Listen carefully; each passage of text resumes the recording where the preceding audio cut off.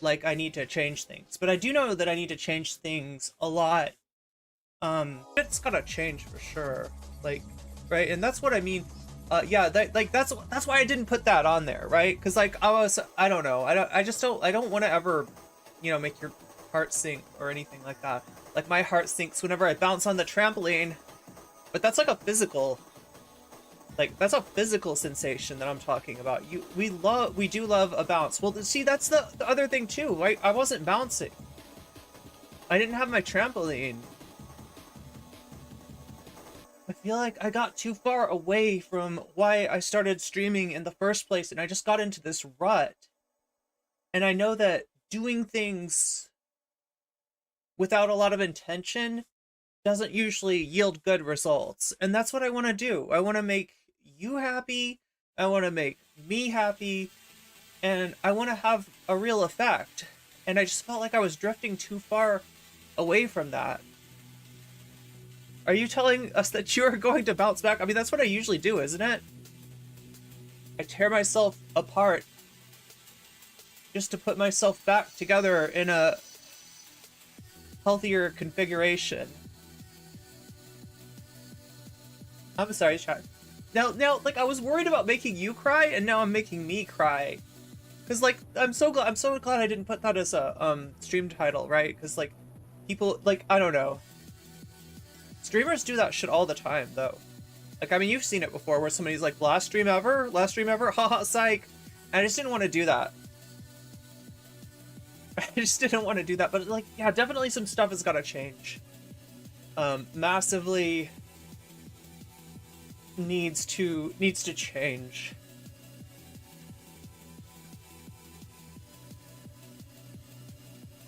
I just don't know how to do it. Wait, does it say that? Does it say, like, I don't know what my stream title is. Let me see. What even is my stream title?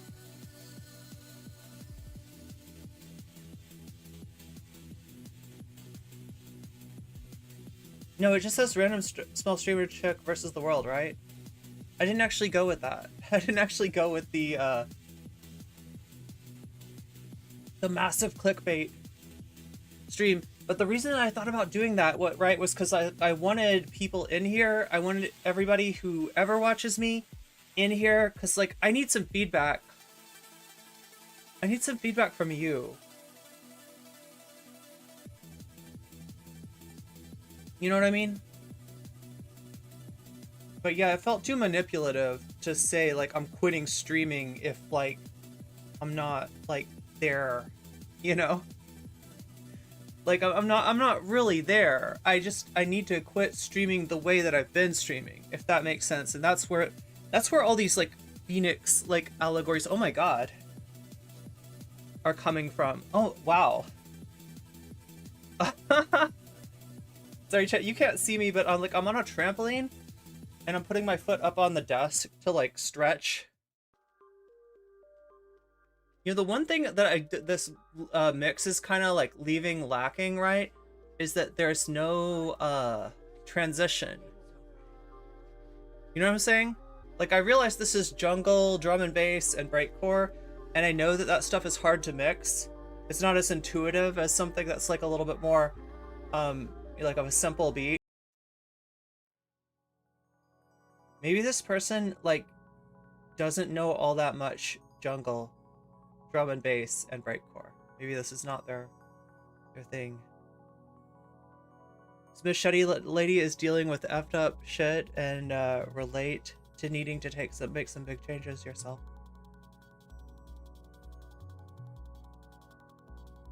My 8th grade teacher found out I was making, oh my god, you were making some kind of fermentation.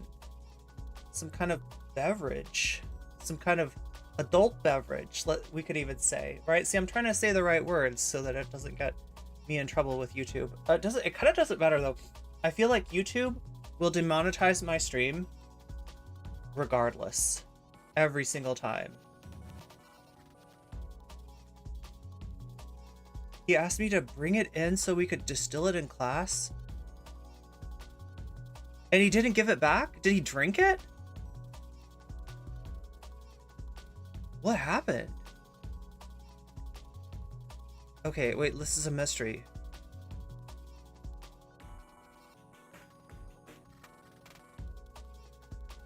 Wait, he didn't give it back. What does that mean? I saw some headphones online today, and the description said, bring it to eat chicken steadily. You can play games such as eating chicken wirelessly. Well, like, the real thing that you need is some gamer ramen, right? Have people heard about the gamer ramen?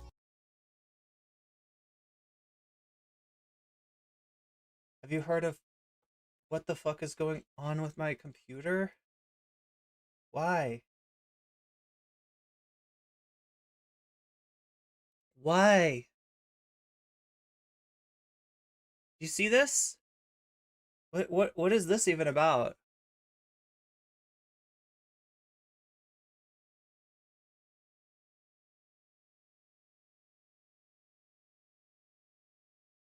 I'm just staring at this circle going around and around and around, and like it really shouldn't do that. Oh my god. What makes ramen gamer ramen? I think it's when you add caffeine to it, right? So it's like, okay, two things make it gamer ramen. Oh no, three things, okay? It's gotta have RGB lights on the design on the package, right? That's important. And it's gotta have caffeine mixed into the ramen. And then it's also gotta have like a low amount of moisture, like so that it's just like noodles and sauce. And that way you're not gonna spill it on your actual gaming computer. It looks like a gaming computer because it's all RGB lights, and it's caffeinating you at the same time as it's filling you up with ramen-y goodness.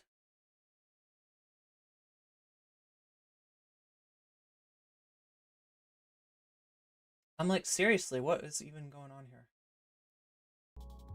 That's the minimum. I just at least need music. Okay, so the music's still going on, but this is the weirdest cold open ever. The coldest opens.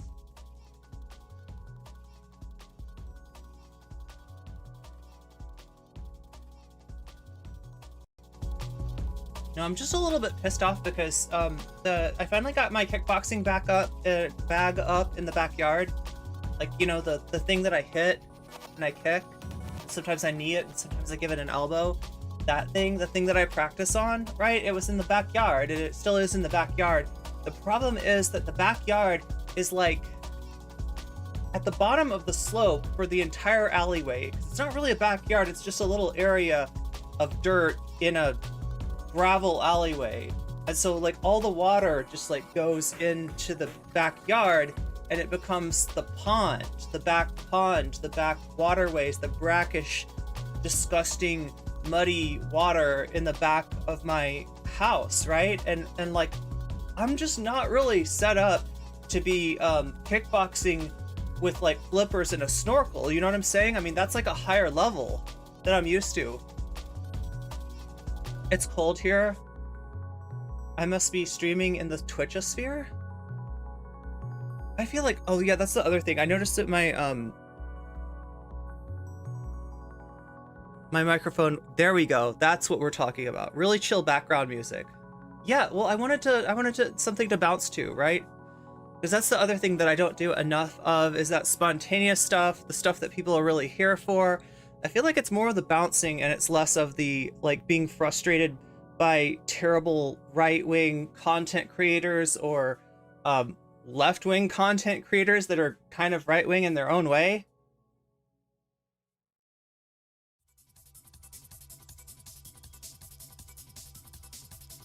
Wait, he's one with a chat hierarchy where you have to pay to chat more than once every 5 minutes? Oh my gosh.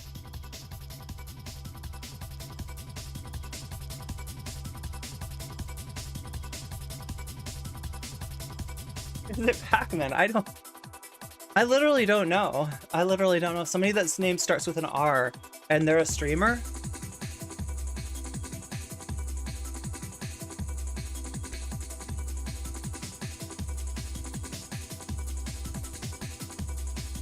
Can you hear the trampoline?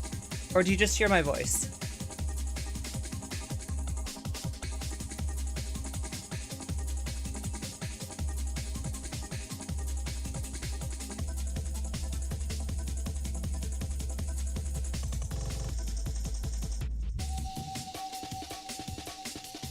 Just my voice, okay. Roll. Oh wait, I think I know who you're talking about. Yeah, I didn't know that about Roland. I feel like I've seen Roland's videos come up in my. It's just some drum and bass. I don't know, chat. I'm trying to get back to the basics. I'm trying to get back to the basics. I'm trying to remember why I love streaming, because I just haven't been feeling that love lately. Yeah, what's his name? Roland something or other? Is it Roland Martin, or am I thinking of somebody different? I'm on a trampoline? What did you think I was on? Like a, this would either have to be a trampoline or it could be a yoga ball. I've had some people be like, you're like really giving it to that yoga ball. You know what I mean? You're like some people want to pay to be my yoga ball, right? That happens. Roland, is that who it is? Okay, so I got it right. I'm correct. It's been a while since I listened to drum and bass and jungle. Well, this is a mix with some breakcore in it too. I just think that this, see, like we're going no copyright. We're going no copyright, and it's from a DJ. I hesitate to call this person a DJ. No, they are. I've heard them mix stuff before. I just don't think they know how to mix jungle and drum and bass, because they keep on just like letting it go and fade out, then they play it the next song. And I'm really used to keeping that beat going. But I guess you don't always do this. Sometimes with like atmospheric drum and bass, I've been catching up on some of my older videos. Filled in a lot of the drama gaps. Oh my god. See, I don't know, maybe I like need to do that. Sometimes you put out so much content, you put out so much opinion, you put so much of yourself like into the stream that you kind of forget who you are, and you have to have like a random chatter remind you of that. And like remind you what you're even here for, because I don't know, it gets weird. But no, here's the thing, I really need to change some stuff, right? That's why I made sure to get my trampoline involved here, because that's one thing that I always did, is I always tried to blend streaming with physical activity. Don't worry, chat, I do have some content for you today. I'm not just gonna sit here and weep with the drum and bass and the trampoline. I didn't get to work out today. I love it when you bounce. Okay, so it's not totally weird. Yeah, because that's the other thing, is I feel like it's weird to people. Like I want to be professional, but at the same time I want to be me. And that's a difficult line to tread at some point. I thought you were on a yoga ball. I have been. If you go back to like 2 years ago and you see me bouncing, it's probably because I'm on a yoga ball. But I mean, before that, it was always trampoline. And after that, it was always trampoline. And except when I don't have the trampoline and then somebody hits the, they redeem the chat reward of like, make Irene bounce. And it's like, if I'm not on a trampoline, I don't know, I just kind of have to stand on my tippy toes and like fake it. And I don't like faking it. I do not like faking it. Thank you to the person who gave me the membership. Should I out the person who gave you that membership, or do they wish to remain anonymous? I never know. I would be out of breath after a few seconds. Well, see, that's the thing with me. Like, I have always had... What's the word for it? Unreal cardio. Yeah, that's what it is. I am one of the few people who is lucky enough to have found an exercise that she really enjoys doing, right? Because like most people don't like, they find an exercise that they can do and they make themselves wake up really early in the morning to do it, and they don't really want to do it, but they do it anyway, and then they feel better about themselves because they did something that they don't want to do. And that's great. And you know, like if that's what you got, then that's what you got. That's what most people have, right? That's doing good. That's doing good, because most people, they don't ever find an exercise that they can even tolerate. So if you can find an exercise that you tolerate, like you're doing better than like 50% of the people out there. But if you can find an exercise that you love, where you lose hours and you lose yourself and you go into like another realm, then you're really, really lucky. So I guess what I'm saying, chat, is that I'm really, really lucky. I'm really, really lucky to have found an exercise that I like doing. I'm really, really lucky to find content that needs me, right? That needs my touch, that's missing someone like me. And I'm really, really lucky to have found you, chatter, random chatter out there. I mean, I'm just a random small streamer chick here. What's really sad is that they believe me. Oh my gosh. And chat's got its mysteries too. Like, I don't always understand what's going on in chat, with chat. But yeah, like, I don't know, like, bouncing on this trampoline really helps.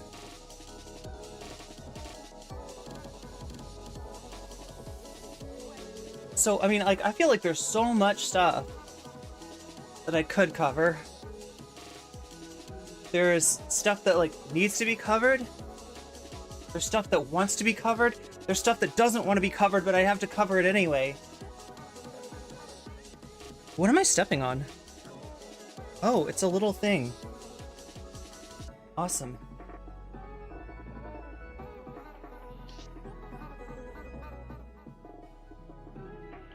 It's like a seed or something.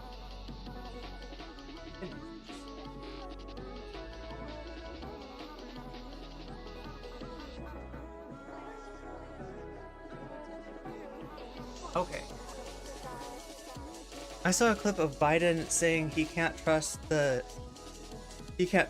Oh no.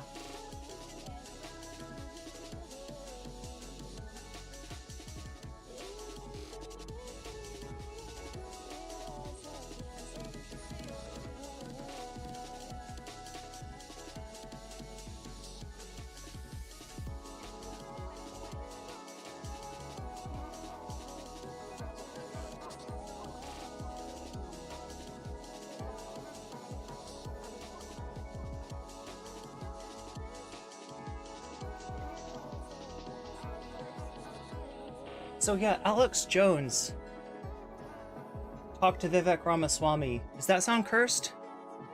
That sounds really cursed. Also, apparently the loner box debate with Corantos is cursed. And I don't even have the excuse that I normally have. If it's Destiny, I could be like, hey, yeah, that's Destiny. I don't cover Destiny because we're on Twitch, but I don't even have that anymore. Your vacuum cleaner stopped?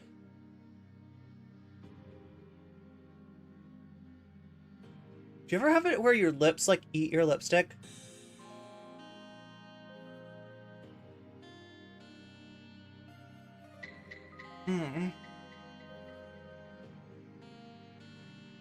Where it just like soaks in it and it disappears. Let the dust bunnies roam. Oh yeah, you know what's something else that's cursed? Candace Owens talking to Bill Maher. Candace Owens talking to Bill Maher is cursed, right? Even if, what am I stepping on? This is driving me bonkers.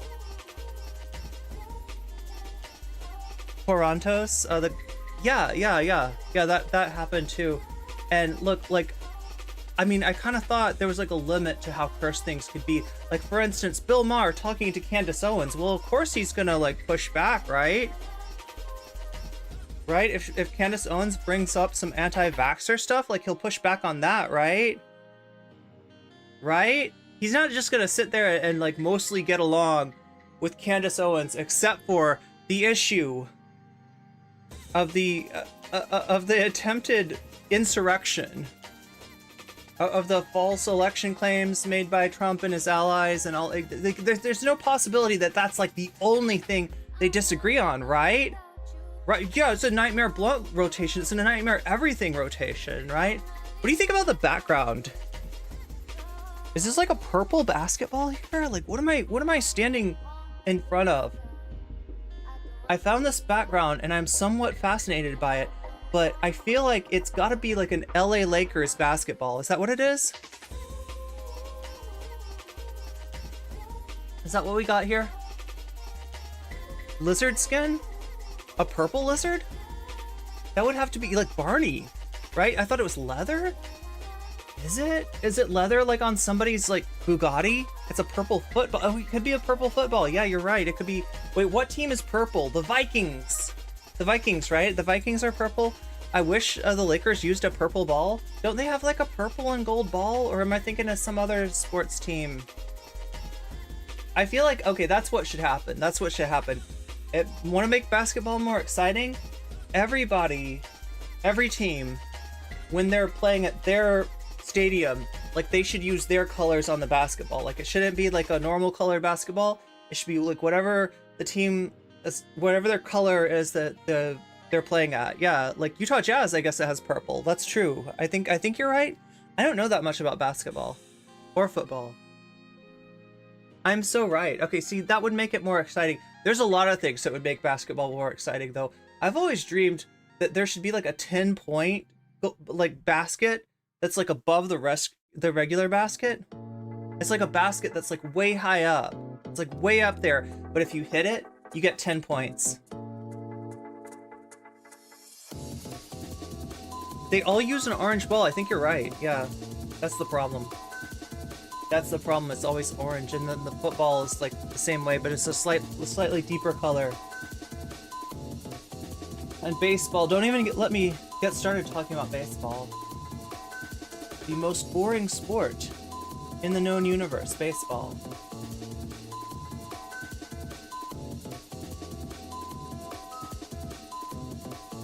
There's so much cursed shit though, chat. I feel like it's like dangerous to go alone.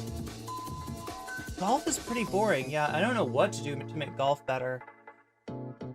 Okay, if regular golf could be more like mini golf. You know what I'm saying? Like, am I ripping? I feel like I'm ripping off like a 90s movie. Wasn't there like a 90s Adam Sandler movie where they did this? They took golf and they made it like a bigger version of mini golf, like, right? Like how there's all those obstacles and there's like a windmill and stuff like that. They did that, but with real golf. Golf is the most boring. Oh yeah, you're probably right. It's the most boring. Baseball is fun with some, yeah.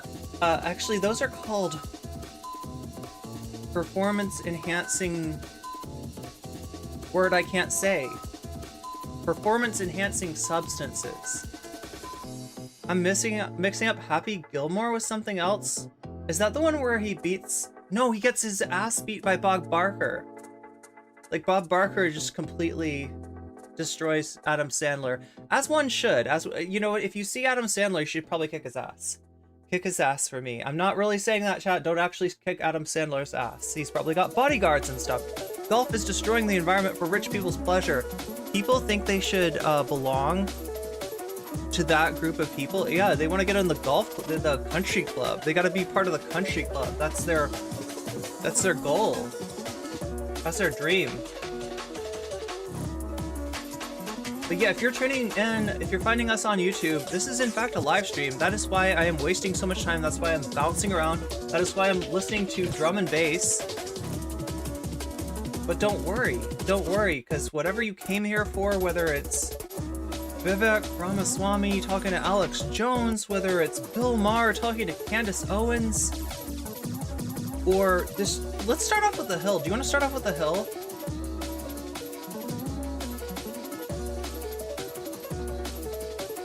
The Hill has been putting out some serious cringe lately.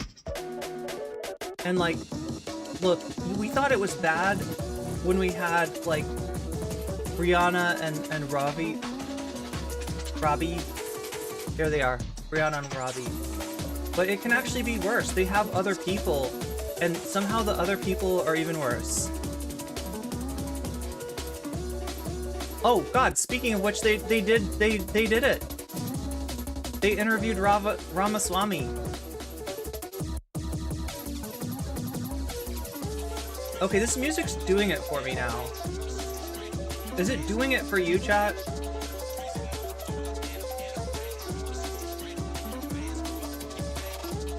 What is up with the rising? Oh my god. They got this thumbnail. They got this thumbnail with like a cool Matt Gaetz. With a Matt Gaetz with aviator sunglasses. You can't even see it. It's all the way over here on the right. And it's like establishment takedown. Watch Matt Gaetz takedown of GOP establishment. Look, the GOP establishment needs to be taken down. They just elected an election denier.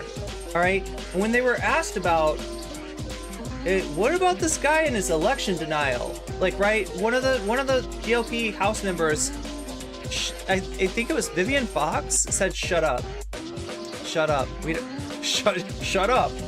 No, I mean, okay.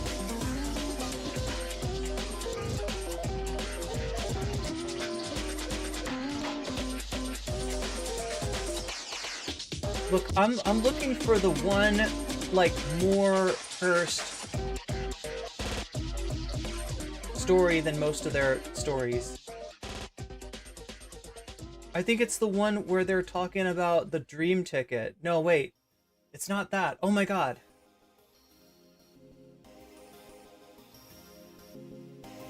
It's this one. I think it's this one.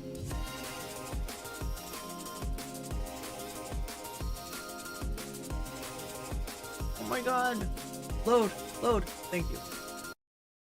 Look, if you want to check this person out, right? This person is called Fun Cold. They do a lot of copyright-free music, and they do it on YouTube. And I'm gonna copy the link. Copy the copy link, yeah. And I'm gonna give it to you in case anybody wants to follow Fun Cold. I do listen to their music on stream from time to time. There it is, in case you were wondering.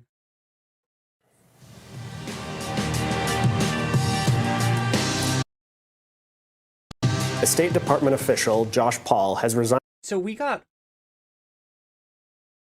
off-brand, like, wait, you know what? This doesn't remind me. I was going to say Felix Biederman, but there's somebody that it reminds me of even more. Does anybody remember somebody that used to be on TYT? Their dad was a general. Their last name was like Clark or something. Yeah, we got to have the 300 BPM jams. Those are the ones. From the agency over the Biden administration's handling of the ongoing conflict between like Wesley Clark or something. Like, I can't. Israel and Hamas. In a statement, the 11-year official said of the response that it, quote, is an impulsive reaction built on... He's an off-brand someone, isn't he? I was going to say Felix Biederman, but, like, I don't need the Chapo fans coming after me. On confirmation bias, political convenience, intellectual bankruptcy, and bureaucratic inertia.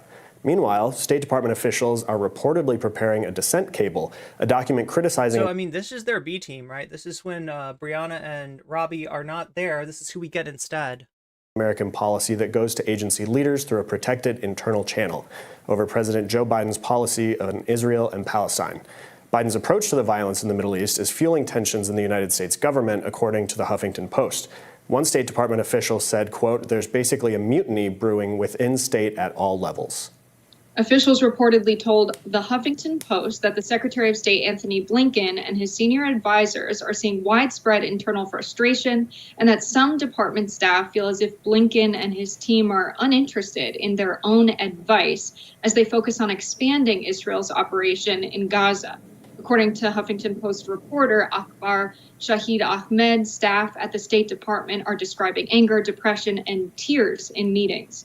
And rumors that colleagues will be quitting are floating. So joining us now to discuss is former Deputy Assistant Secretary of State and congressional candidate for Maryland, Joel Rubin. Welcome. Thank you for being here today. Thanks, Spencer. Everything seems off about this clip. Everything seems off about this. I mean, like, granted, like, right, we got the B team here, so it's going to be a little bit weird. But look, what they're saying isn't entirely objectionable. They're reporting on the State Department officials not being a fan of the Biden policy, and the Biden policy is actually super weird, right? It's you're taking a policy that essentially even Obama disagrees with at this part, right? You're taking the most unhinged right-wing government that Israel has ever had, and you're enabling it. So yeah, there is something definitely wrong with what's going on. So it's not that I'm disagreeing with what they're saying, but I'm not even sure if they know what they're saying, because they're all over the map on this one. That's my first question. You're somebody who's been inside the State Department. Obviously, no matter what policies are being pursued, there are going to be people ostensibly who aren't necessarily thrilled with it. Has this kind of thing happened before? Did you ever see this in response to policies that were being pursued in your time? Well, it's great to be with you, and this is a very important moment in the State Department, because any issue of war and peace requires engagement across the whole agency. Now, when I actually served as a career official in the Bush administration during the invasion of Iraq. And at that time, there was significant concern. Am I the only one that feels like this is amateur hour here? Like, even more than it is already, with the fact that it's the B team? I personally was deeply concerned about it and chose to go work in the Senate as a Senate aide and join the Democratic Party and fight the war in Iraq as a congressional staffer. That was my route. And then when I came back into the Obama administration, like he's like a B interviewer subject, right? He doesn't know what he's doing either. Like he's not giving the interview right. Many of my colleagues from that time were still there, and we had a lot of these deep conversations. Now, Josh Paul is a wonderful person, and he's an excellent. Oh my God, Robbie gets really mad. Excellent official, and he was always conscientious about his work.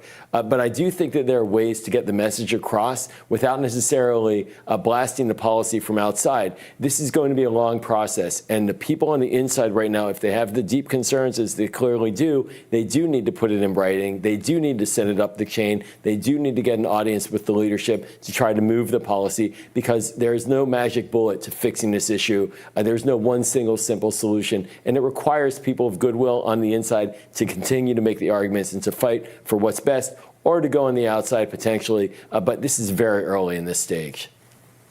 This is really interesting. I mean, I can look at this issue from the perspective of a civilian and look at the lives lost and think what a horrible tragedy. No country should give aid to another country that's doing this. And then I can put my mind into the perspective of a State Department official. And perhaps they have to make the case that this is not good for United States long-term security if we're going to expand Israel's occupation in the region, if we're going to expand Israel's military operation in retaliation to what's going on, to continue to try and attack Hamas, and for the United States to give military aid for them to do so to the tune of $105 billion.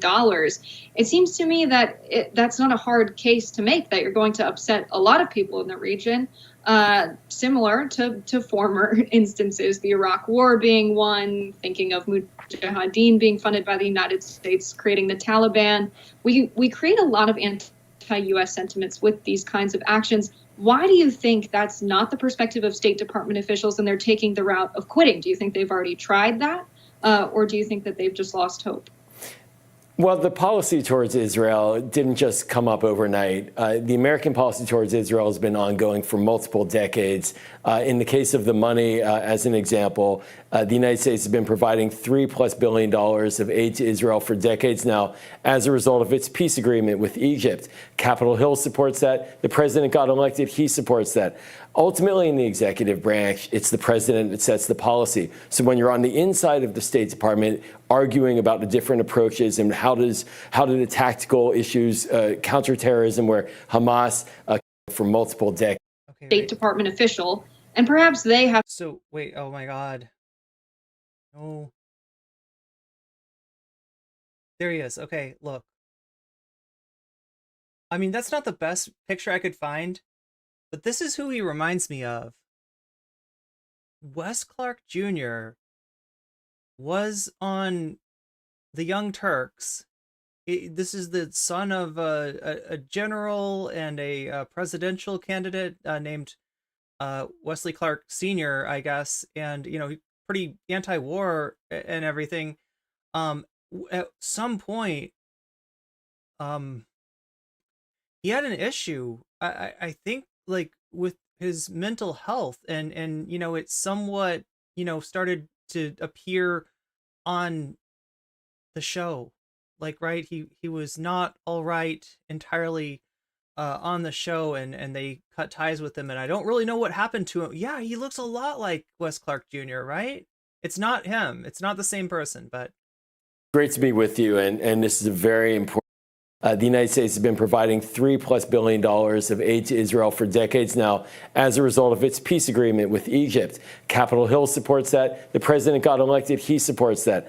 Ultimately, in the executive branch, it's the president that sets the policy. So when you're on the inside of the State Department arguing about partner with democracy partners, yeah, everything about this is just like off. Like, I mean, other than like, I don't think like, I mean, like there's a story here, right? The State Department officials apparently are not happy with Biden's policy here.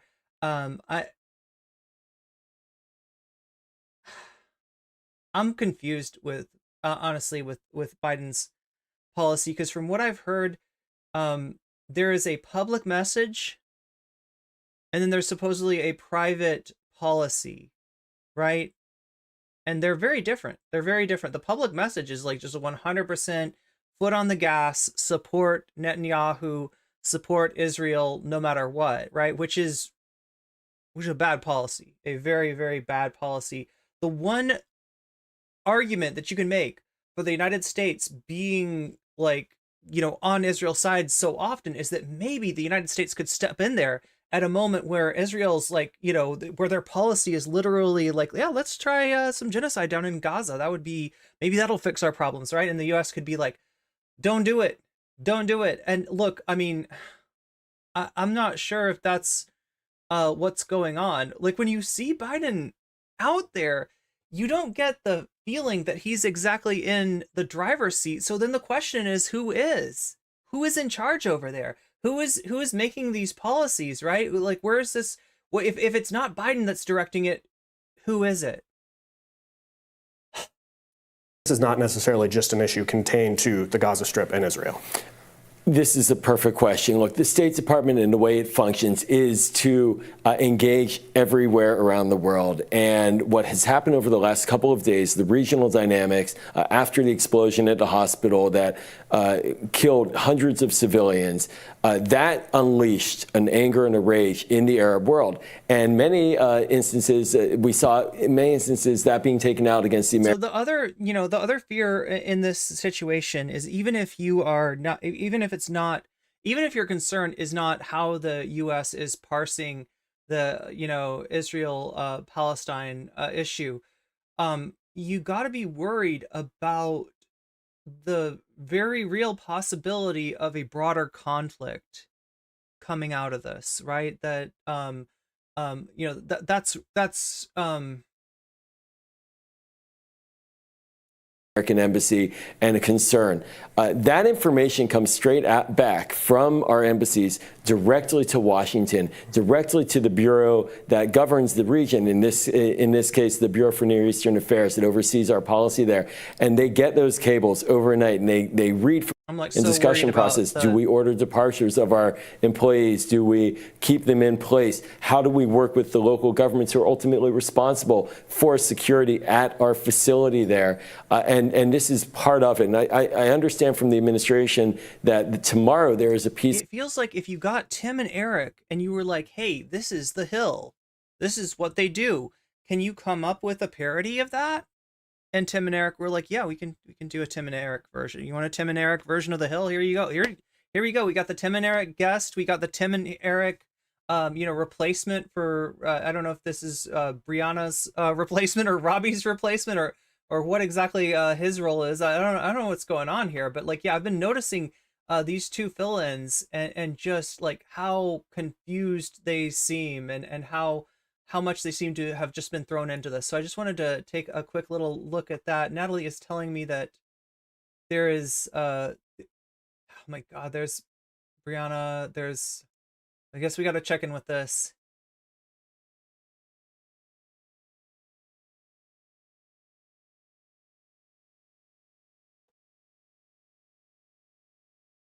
Democracy is messy sometimes, but it is our system. This conference that you see, this House Republican majority, is united. So they finally got their shit together. And this is Mike Johnson. This is the new speaker elect, right? They actually elected somebody. They actually agreed on somebody. You could see his left-hand woman there, Lauren Boebert. I'm not sure if she has her vape. I'm not sure if she has headphones in and she's maybe listening to Beetlejuice, the soundtrack to the musical Beetlejuice. I've heard she's a huge fan of Beetlejuice. And, you got all the Republicans there. What is up with this, though? Like, everything is so weird. Look, chat, look. Is it just me? Am I the one who's having an issue today? Also, thank you for the resub, Zara. That's 21 months at tier 3. Amazing. This is like, what is up? Like, why are they wearing blue suits? Who wears a blue suit? What times capsule did they step out of? Like, what's going on here? Like, it reminds me of like when people graduate from med school, they have like a white coat ceremony, white coat party. This is like the blue coat party. What even is happening here? There's a new Speaker of the U.S. House of Representatives after the There's GOP a new sheriff in town. Look at that. Boebert's happy. voted in Mike Johnson And look, this is the election denier guy, right? of Louisiana. Or the Honorable Mike Johnson of the state of Louisiana, having received a majority of the votes cast, is duly elected Speaker of the House of Representatives for the 118th. I am somewhat surprised, right? Because I know that there are at least 5, probably more along the lines of 10 Republicans that are in Biden voting districts, right? Their ass is about to be grass. Because if they voted for this guy, right? And that is not what their constituency wants. Their constituency elected them because they were like, you of the Republicans, you seem like the more reasonable ones. We will go with you, right? They just voted for Mike Johnson, who literally like endorsed the election denial that Trump got into earlier, right? He's literally got the shit still on his nose that he's been rooting around in. You know what I mean, chat? He's like a bad dog. You need to spray him down and wash him or something because he's been rolling in that Trump shit, okay? But that's who they just elected. I really thought that like something was going to happen with those 5 Republicans. Obviously there's a lot of pressure on these people. Obviously there are some bills that are non-controversial, Democrat, Republican. They all seem to want to send aid to Israel and Ukraine, so there's stuff that they want to get passed. They do look a little bit silly. They have been looking silly. This is not a good look for them to not be able to elect somebody. This is like the second kerfuffle they've had with the Speaker of the House. The first one was, electing McCarthy in the first place, but and this has been going on forever. Obviously, there is a continuing. They punted the deficit, the debt apocalypse into November, but it still is going to come up in November. So there's reasons that they need to have a speaker elect of an actual like Speaker of the House here. But it's just weird that they went with this guy. Congress. It's like a sea of white people. Yeah. Spends more than 3 weeks that the You like the stream title today? I'm glad. I was trying House something has been new. in chaos after the ousting of Kevin McCarthy, followed by 3 failed candidacies by other GOP lawmakers.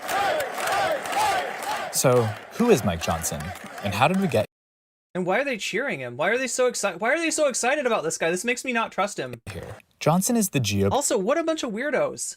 deputy whip and vice chair of the House GOP conference. Here's a look at his record. In 2020, he supported efforts to overturn the presidential election in key battleground states. Mr. Johnson, you helped lead the efforts to overturn the 2020 election results. Will you Oh God, you're gonna bring that up again? Oh God, I want to listen to the video. Don't ask me a question if it doesn't have to do with Beetlejuice the musical, okay? If it doesn't have to do with my vape juice or Beetlejuice, I don't care. I'm Lauren Boebert, Like, what the hell? Do you think, yo, do you see how she's standing, though? Do you see how she's, like, chat, I could just envision, where is her hand right now? Where's Lauren Boebert's hand? Do you see what I'm talking about, chat? Like, she's kind of standing like this, like he's like my mic, and she's I don't know, chat. I'm just asking if you see any arm pumping motions, please, let me know. That is Vivian Fox that said, shut up, right? So Boebert's just like, oh God, Boebert's kind of like, she's reacting to it. They're all like, oh my God, I can't believe election denial. That's so last year.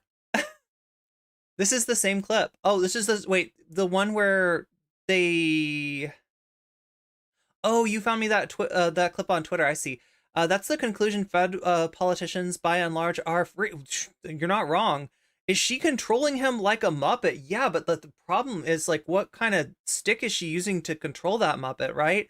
Also, her misinfo about wolves attacking and unaliving. Wait, she went off about wolves? If you see her arm making pumping motions, contact your local congressperson. Yes, or elect NCC as your congressperson.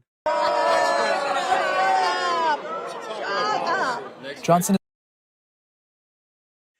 Okay, Grandma. Like, seriously. is anti-abortion and has an A+ from the Susan. Is this it? Is this what they're gonna do?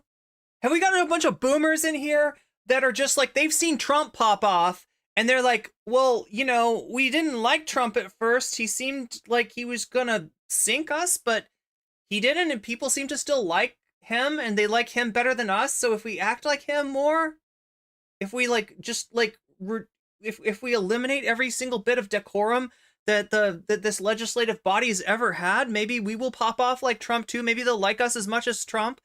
She got wolf fact checked in real time. Yo, I gotta see that. Can somebody get me the wolf stuff? I'm very interested. Chat anything with wolves, okay?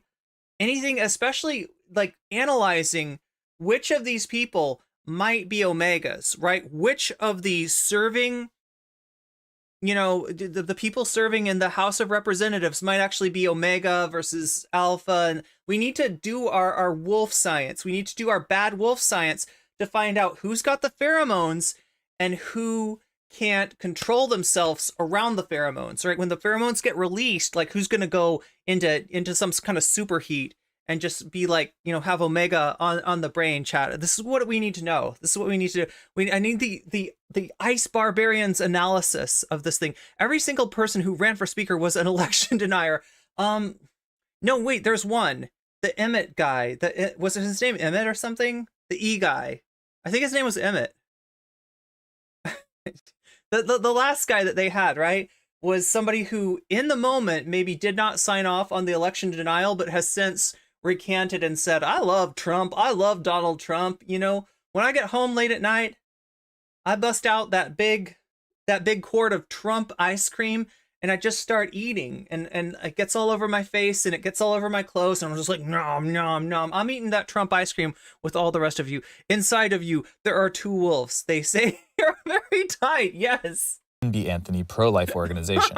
Johnson opposed a bill to codify the federal protection of same-sex marriage in July. He introduced a bill a few months later that would bar federal protection of same-sex marriage in July. Organization. Johnson opposed a bill to codify the federal protection of same-sex marriage in July. He introduced a bill a few months later that would bar federal funds from being used at events that included, quote, doesn't he look kind of like a weasel? He's got some weasel in him. You got the article on the Boebert wolf thing. Do we have any film of the Boebert wolf thing? I need to see. I want to see Lauren Boebert turning into a wolf in real time. That's what I need to see, chat. That's what I'm here for. Sexually oriented material, such as drag queen story hours for young children. Johnson also voted. They're also trans girl wolves. I totally thought she was going to say something different. Aid to Ukraine. Mike is the right guy. He's an inspirational leader. You got the fist bump from the PDF file, Matt Gaetz, right? That's amazing. What? So excited to go elect him Speaker of the House. I think Mike Johnson is doing very well. He's a tremendous congressman, respected by everybody. Johnson is notably.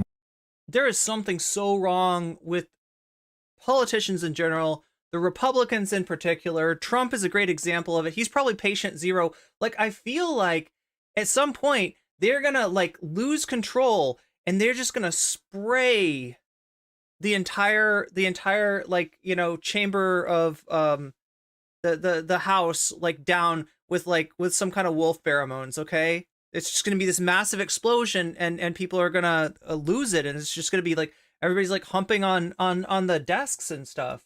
More to the right than previous GOP Speaker nominee Tom Emmer, who Emmer, dropped out. It wasn't Emmett, it was Emmer. That's Emmer. See, that's our friend Emmer there. Emmer. Emmer, what is he wearing? What is up with these people people's choice of look. I don't usually give people shit about what they wear. Look at what I'm wearing. It's basically workout clothes, Chad. I'm always in workout clothes, all right? That's my thing. But look, what is up with this? What is up with that suit? What is that, houndstooth? When did they start wearing blue? Is this a thing? Just hours after his nomination on Tuesday. Tom Emmer, it looks like he's finished. He looks like a syphilitic Johnson, like a Boris Johnson. Emmer was the third candidate seeking the Speaker's gavel. House Majority Leader Steve Scalise dropped out of the running just a day after his nomination amid staunch opposition from supporters of Representative Jim Jordan. Okay, so yes, Scalise was too liberal. No. Jordan was too directly connected to a real life incident of children being endangered, right? If they're going to be calling trans people groomers, they can't have a guy that basically oversaw like much worse than grooming in his capacity as a wrestling coach, right? So they can't have Jim Jordan. Emmett was a liberal, was a huge lib, was basically a socialist, chat, was Karl Marx's college roommate, right? Apparently. So way too on the left, right? But now we got to get this Johnson guy. And his name is Johnson too. Like, I'm sure I'm going to have fun with that. I'm going to have so much fun with the fact that the guy's name is Johnson. His name is Johnson. Okay, that's got to be funny in some way. That's going to yield some comedic results. I thought I saw it on BTC. Could only find the one on, oh no, wait, public. Oh my God. Allegedly, folks, allegedly. All this stuff is allegedly, okay? None of this should be taken as a claim of, defamatory claim in any sort of way. But oh my God, this is wild. Then, Judiciary Committee Chair. I just don't see, if you're gonna get rid, like, why not just have Matt Gaetz? Like, that's what you want, right? It's Matt Gaetz. Vamps, thank you for the resubscribe. By the way, it's a good time I'm glad you did that right now, because it gives me a pivot to tell you all that we are rapidly approaching the top of the hour ad break. I think it's in about 2 minutes. I could be wrong. It's probably like 3 minutes is when it's going to come up. But that's something that happens every hour, on the hour. Not really on the hour, on the bottom of the hour. The top of the hour ad break happens on the bottom. Is the bottom of the hour ad break? I don't know what it is, chat. But it's going to happen sometime around 30.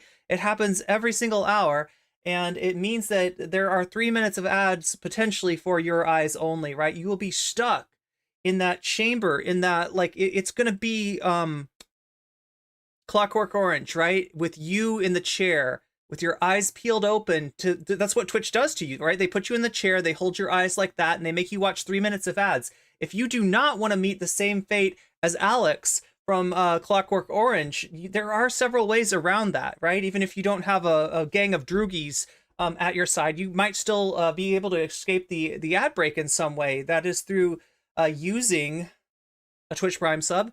If you have one, if you have Amazon Prime, that means you have a free sub to use on the stream of your choice. If that streamer is me, then you will no longer see those ads. You can also pay Twitch $5 to no longer see those ads. That's a possibility too. Or you might be lucky enough, and if somebody's feeling generous, you might be given a gift sub. It does happen. It can happen. It might happen, but you are definitely rolling the dice there. However, if you want to load those dice and make it more likely to happen, be active in chat, right? Because that's when people that are doing that kind of stuff will see you. They'll be like, oh, there's a person without a sub, and they might take pity on your soul and rescue you from that awful chair of indoctrination that was used in the Clockwork Orange. Boebert tweeted about it and wrote her own article in the journal called Boebert Science is Clear, Grey Wolf is Fully Recovered. Wait, she wants to shoot wolves? Is that her deal? She wants to be able to... Is this that kind of wolf thing?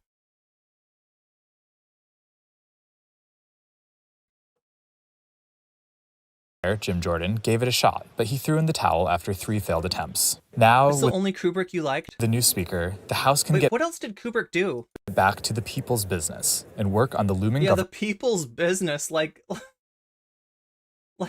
lying about trans people, right? We got to get... She wants them off the endangered list. Of course she does. Of course she does. Government funding deadline of November 17th. Okay, well that's what a regular hill with no rising looks like.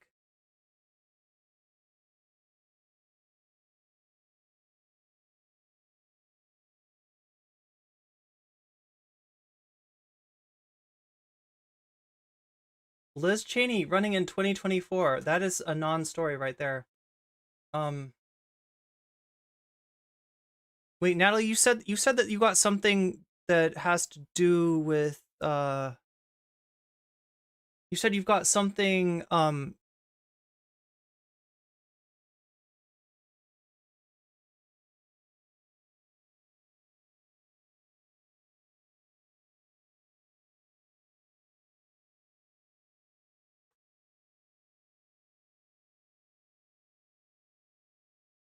okay, this is the wolf checking. Oh, it's on Midas Touch. I see.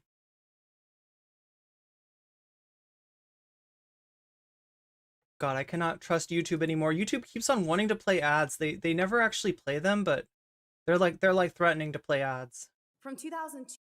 Okay, so we're gonna see the wolf thing. Oh, okay, that's oh damn.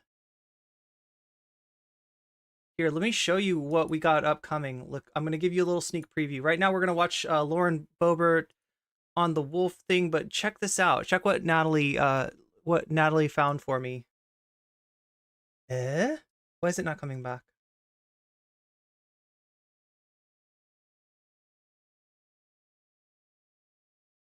Show me the wolf science. No?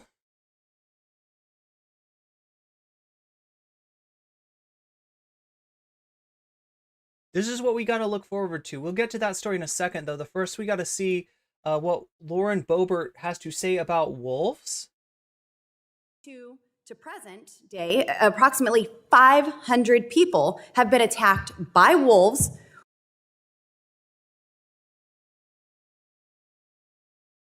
with nearly 30 of these attacks resulting in human deaths.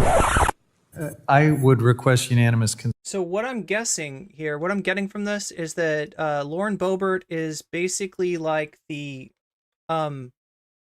also, chat, I got a hard deadline of 2 hours, and we are 1 hour through there. So if this thing stays at 0, this stream is going to end really quickly. That's just going to be my bottom line going forward. I'm going to, you know, give you content, but I don't. There's a limit to how much work I can do for free. Consent to enter an article from wolf.org, which does a little deeper dive into some of the data you just cited, noting that of the 26 fatal wolf attacks around the world during that 20-year period, there was only one in the United States. This is Republican Congresswoman Lauren Boebert not only getting fact-checked in real time for misrepresenting facts, but also seemingly far more upset than I have ever seen her about the one death that has taken place in the United States in 20 years due to a wolf attack than she has ever been about any of the school shootings or any of the gun violence that I have seen. So I get it. Not concerned with real-world events that are taking away people's lives, but all about protecting us from wolves, which apparently have taken one life in the last 20 years. After yet another deadly school shooting in the country that has by far the most deadly school shootings, I thought this would be a very good clip to play you. I think it perfectly illustrates the hypocrisy of the Republican Party when it comes to gun violence in this country. I mean, when's the last time you can recall seeing Lauren Boebert hold up a picture of a victim that was killed in a school shooting, or shown a picture that shows the damage an AR-15 style weapon can do to a child of, I don't know, let's say middle school age? Carlos Anticio in Walden, Colorado. He has a rescue dog here, Scooby-Doo.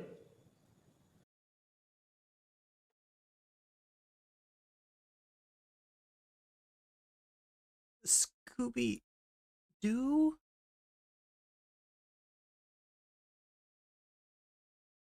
This is just too weird. This is too damn weird. I'm getting an ad for some game where you can wear wolf armor. Wait, I guess that's Minecraft, right? Does anybody know? Did they add the armadillo? Oh my god. Oh my god. Look, we're gonna have to speed run this stuff because I don't know how much. I don't know how long I've got. Potentially less than an hour left of the stream. Well, Scooby-Doo, his cattle dog, and Buster were both killed by wolves. Scooby-Doo had his... This is surreal. Why are we talking about Scooby-Doo? Stomach ripped. It's Warhaven? Okay, yo, let's not get into like the particulars of Scooby-Doo going up to the mystery van in the sky. Damn. Probably were. We are talking about, and she is focusing her time on something that has killed one human being in the United States in the 20 years of the study done, instead of focusing her time on the 263 teens and children that have been killed this year so far as of February 2023. And unfortunately, obviously, that number has now grown due to the deadly that is a Boston accent right there. school shooting in Tennessee. Here's Lauren Boebert again battling it out with Jared Huffman, Democrat, the guy you saw in the first clip, fact-checking Lauren Boebert. This time, Lauren Boebert's making a case why she thinks that she should be able to bring a loaded weapon onto the committee floor. Sorry, that's not even a Boston accent. Like that's outside of Boston. That's a suburb of Boston. Members feel like they would need to carry a weapon into our committee hearings. Got I one. feel I need one everywhere here. Everywhere? Oftentimes we are Sure. harassed in the hallways. We walk alone. Oh, so strong and tough and definitely not a snowflake. But if you get harassed in the hallway, you're going to do what? Pull out a... I don't know where to start. Like there was a real threat, a real security threat in the halls of Congress. But Lauren Boebert does not want to talk about that. You saw her reaction when somebody brought up that security threat. When somebody brought up what happened on January 6th of 2021, we saw what her reaction was, right? She goes, oh, please, don't, like, I don't want to talk about that. But she's going to talk about getting attacked by a wolf in the halls of, like, people sometimes bug us. We need a gun. We need to pull out the gun and be like, you ask me one more question and you're going to lose your head. Like, I don't know, chat. This is like firearm, but please do go on. This is way too weird. And just and would those be loaded weapons, presumably? Not an unloaded weapon. Is that a movie, a loaded weapon? Okay, that's helpful to know Lethal too. weapon, that's what I'm thinking of. And of course, we heard reference to the fact that this amendment is not necessary because the rule prevents taking armed weapons around the Capitol and into the House chamber. But we know there are members across the aisle who have tried to take loaded weapons into the House chamber. On January 6th, I was following House rules. There's 3 places where members of Congress cannot carry a You're able to say the word January 6th. I'm amazed. firearm. One of them is the House floors. And I was abiding by those rules. And when I heard those doors shaking, I didn't know what was on the other side. Fire! Really? You didn't know what... Those were your friends on the other side. You knew exactly. She's the one that gave tours. She gave tours to those people the week before.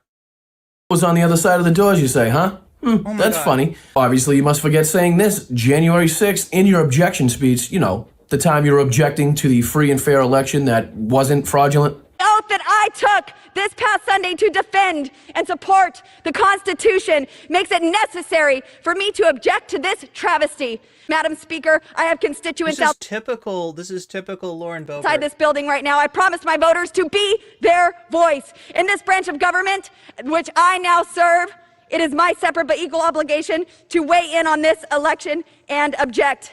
Are we not a government of, by, and for the people? Is not Beetlejuice the musical the best musical to ever tour the nation?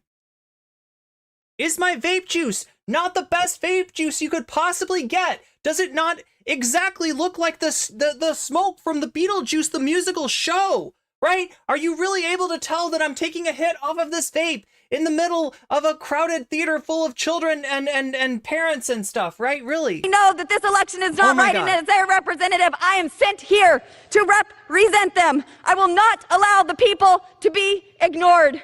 Madam Speaker, it is my duty under the U.S. Constitution to object to the counting of the electoral votes of the state of Arizona. The members who stand here today and accept the results of this concentrated, coordinated, partisan effort by Democrats, where every fraudulent vote cancels out the vote of an honest America, has sided with the extremist left. So not only did you know damn fucking well it was your constituents outside, but you decided to keep up with the rhetoric that caused the riot in the first place. Even with the number of mass shootings, even with So this is from 6 months ago.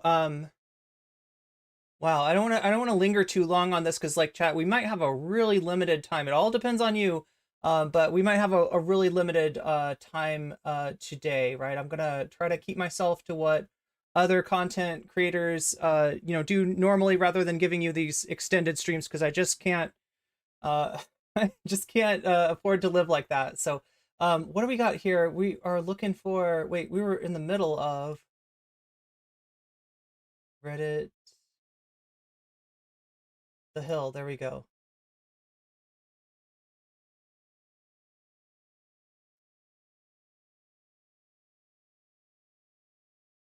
They do talk about, okay, that's the Tom Emmer thing.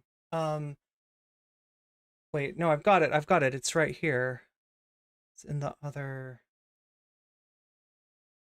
Okay, so this is, we're gonna see, I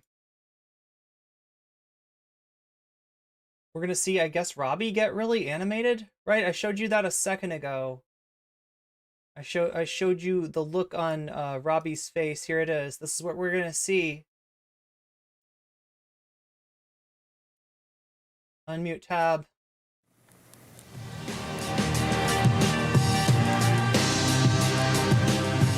President Joe Biden says that he saw pictures of beheaded Israeli babies, a claim that is still in serious dispute. Let's watch what he said.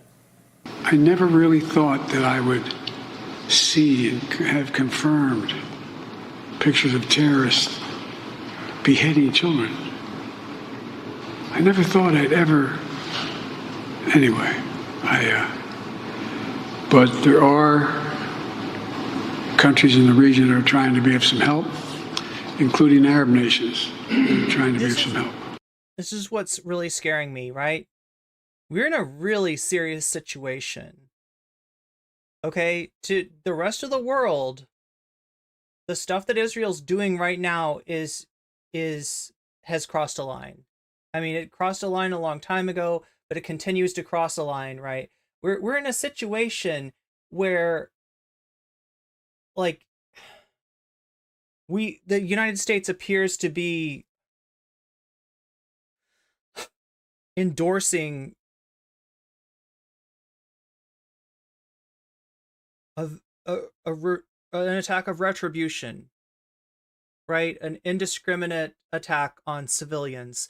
That, yeah, I don't know what the stats are about the amount of children that lost their life in Gaza recently, but it's somewhere upwards of 700.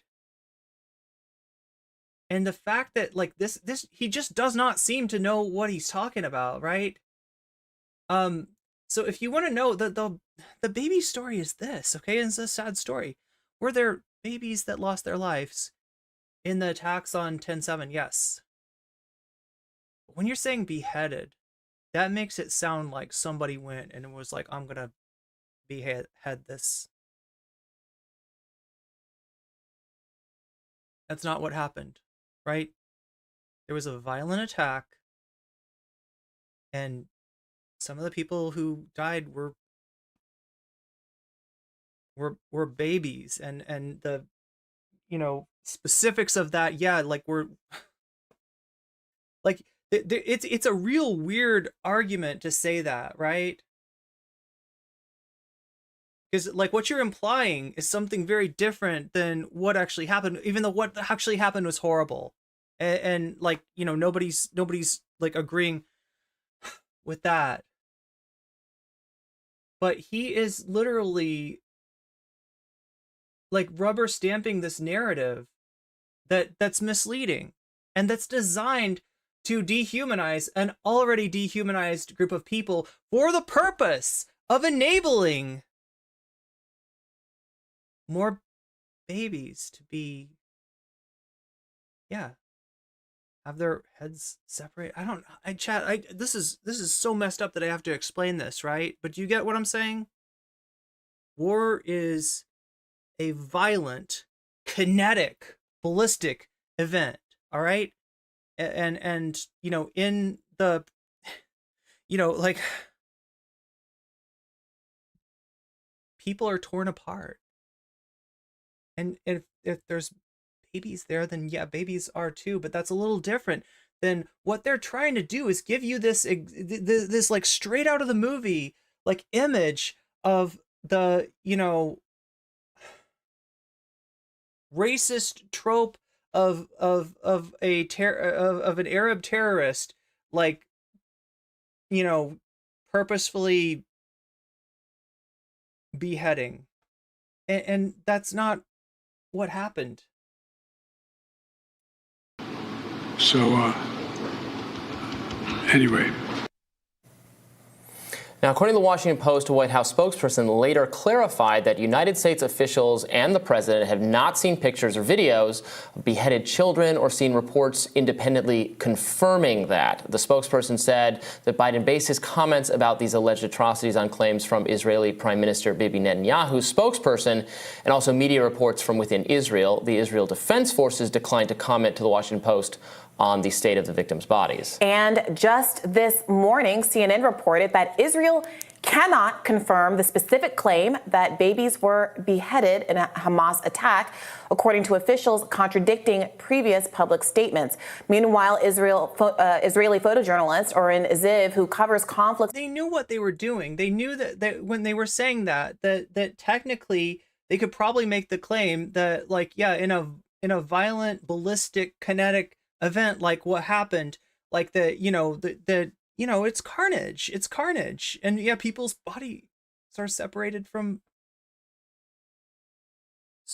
But the claim, when you say it like that, like you're implying something really different, and yeah, of course that can't be confirmed because it didn't happen like that, and what happened is bad enough, all right, without embellishing it in order to justify more carnage happening to kids in the region and was allegedly part of the media tour, commented on X, "I'm getting a lot of questions about the reports of Hamas beheaded babies that were published after the media tour in the village. During the tour, we didn't see any evidence of this, and the Army spokesperson or commanders also..." What? This is driving me up the wall, chat. This is driving me up the wall. Look, I don't agree with Cenk Uygur on a lot of things, all right? But I don't know what the Democrats are thinking running this guy again. Like, he just signed off on something that it turns out Israel is not even like able to confirm, right? But he's like, oh no, I saw those pictures. That apparently Israel cannot find now, that apparently the IDF cannot find those pictures, but Biden said that he saw those pictures. Why would he say that? Didn't mention any such incidents. Ziv goes on to say, during the tour, journalists were allowed to speak to the hundreds of soldiers on site without the supervision of the Army spokesperson team. I-24 reporter said she heard it, quote, from soldiers. Soldiers I spoke with in Kfar Aza yesterday didn't mention beheaded babies. The Army spokesperson stated, "We cannot confirm at this point. We are aware of the heinous acts Hamas is capable of." Ziv also says, quote, "This doesn't mean that war crimes were not committed. The scene in Kfar Aza was horrific, with dozens of bodies of Israelis murdered in their homes. Sadly, Israel will now use these false claims to escalate the bombing of Gaza and to justify its war crimes there." That's according to that source. Now, as we covered yesterday, CBS News reported that an IDF spokesperson told them that more than one Israeli soldiers have seen young children that were decapitated, and in addition, the head of a civilian emergency response organization told CBS News that he had seen these atrocities. You see what they did? Like, yeah, maybe there was some decapitation, because like I said, we're talking about a ballistic event, right? And we're talking about carnage. Is this ship of Theseus, right? Decapitated, that's kind of like beheaded. Well, no, it's not. Because you're speaking to human beings, and human beings take your denotation, the literal description of what you said, and they combine it with the connotation, the implicit meaning of what you said, and they come up with, here's what was said. And when you said beheaded, that implied a intentionality that obviously was not there. Hamas has denied the allegations that the organization committed crimes against women and children. Hamas has rejected allegations that it committed crimes. Oh my God, I got to be really careful with this. Without any evidence to support their... Look, they're on YouTube. They are able to show you whatever happened there within a certain, reason. There's some stipulations, but the Twitch stipulations are entirely different. So yeah, I'm trying to keep us safe here. Lies and claims. Hamas strongly condemns the baseless allegations. So it looks like Biden lied from the pulpit in front of all of the... See, here's the thing. With any other president, yeah, that's a lie. That's a lie. With Biden, I don't know what level his brain is operating on. And I'm really concerned. I'm really concerned that they keep on sticking with this guy. Look, I mean, I get that there's no other good candidates. There's no other obvious candidates. I don't think that running Cenk Uygur in Biden's place is a good idea. I don't think that running Kamala Harris in Biden's place is a particularly good idea, right? I don't think that people will necessarily get behind a Marianne Williamson candidacy. See, there's not a lot of good options, but that's a terrible option. That you can't do that. You cannot fucking run a weekend at Bernie's presidency like this. The entire American people. And look, that and goes repeated, unconfirmed. We knew when we reported all of yesterday. Can we pause? Was that it was unconfirmed. Can we pause? That goes for Biden and Trump, okay? Neither of those two octogenarians are really there, all right? Those are not candidates. Those should not be on the table. These should not be options to be voted on. How did we end up here? I can show you some shit of Trump and how detached he is. You probably know this already, right?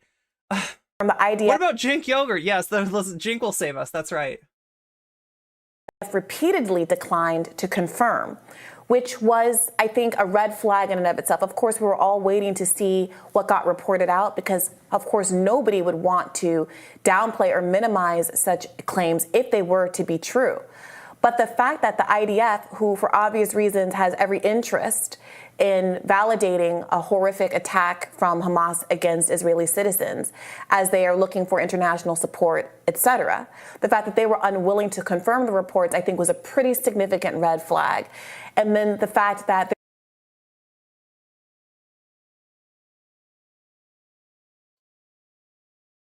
it looks like YouTube chat got disconnected. That's interesting. Anybody else find that interesting? I find that incredibly interesting.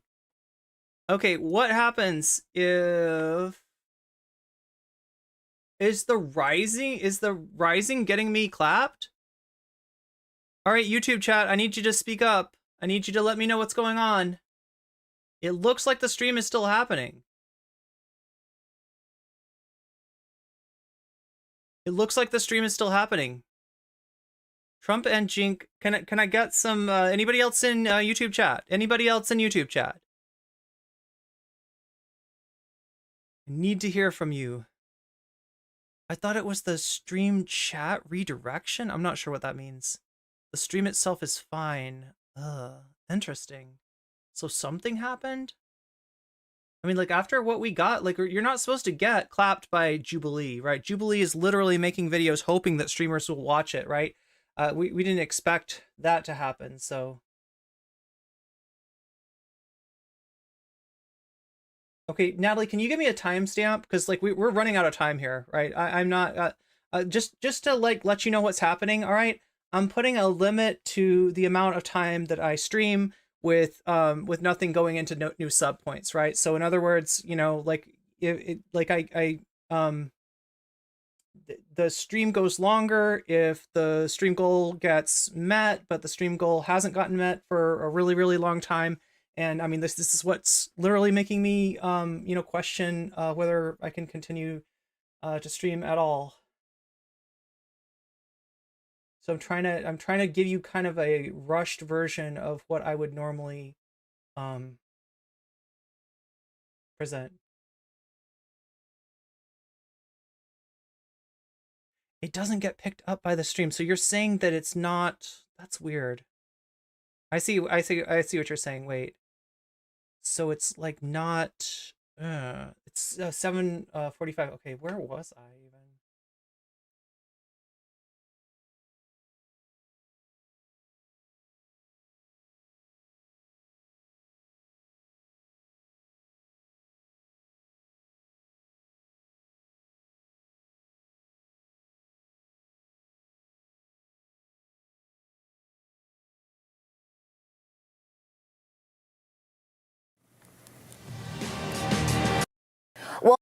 years than Israelis who have been killed. And Alan Dershowitz on Fox last night, one of the things that Dershowitz used to try to win the argument against Cornel West, who was arguing for the... How long does Vanguard stream? Shared horror, the indiscriminate horror of dead children, whether they be Palestinian lives or precious Israeli lives. Dershowitz says, well, what about the 40 beheaded babies? And that, I think, is a clue to what that particular kind of a rumor does. If you have a tragic mass of death on both sides, including multitudes more Palestinians who have been killed over the last 10, 15 years than Israelis who have been killed. And children, Palestinian children, a much bigger, horrible, tragic, disgusting pile of Palestinian bodies, then you have to find a way to distinguish why those kind of raw numbers and why all of the children and the tragedy shouldn't be treated equally. And we see words like barbaric, barbarism. I mean, because it was barbaric. Flung around. But the barbarism, the inhumanity of bombing children in Palestine is not just civilians being the victims of military violence is horrible, barbaric, whatever fucking word you want to use for that, right? Always. That should never happen. But the fact that it's so normalized, especially when it happens to Palestinians, especially when it happens to Palestinian kids, that we can call something, we can call it barbaric, we can call it savage, we can call it whatever horrible, phrase we have for it, in the opposite direction, but we can't admit that what happens every day in Gaza fits that description. Then we got a problem. We got a huge problem. Describing those same words. What you need to do is find language that makes it feel like there's something different to the character of it when an Israeli child is killed versus when a Palestinian child is killed. When a Palestinian child is killed, and we heard this from Dershowitz and many other defenders of the indiscriminate killing of Palestinian children. Let me see what I can do. I think I know what's going on. Okay. That Hamas was using them as a human shield. It must be the case that a missile was located, a Hamas missile was located close to those children, and it could not be helped. Okay, somebody's type in YouTube chat now. I want to see if it comes through. On the other side, we're being told that Palestinians are keeping Israeli children in cages and decapitating them by the dozens, neither which rumor turned out to be true.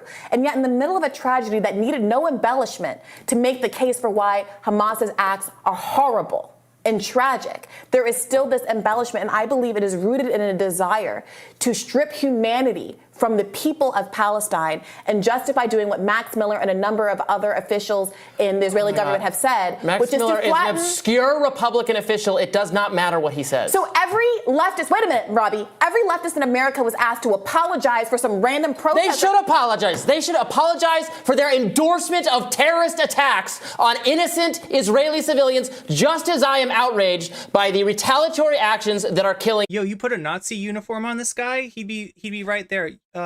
He'd be perfect. You know what I mean? Like the gesticulations and everything. Translate what he's saying into German. What does he look like right now? What does Robbie Suave literally look like right now? Like seriously, put the guy in a German uniform, translate what he's saying into, dub it into German. What does he sound like? Because that's what this.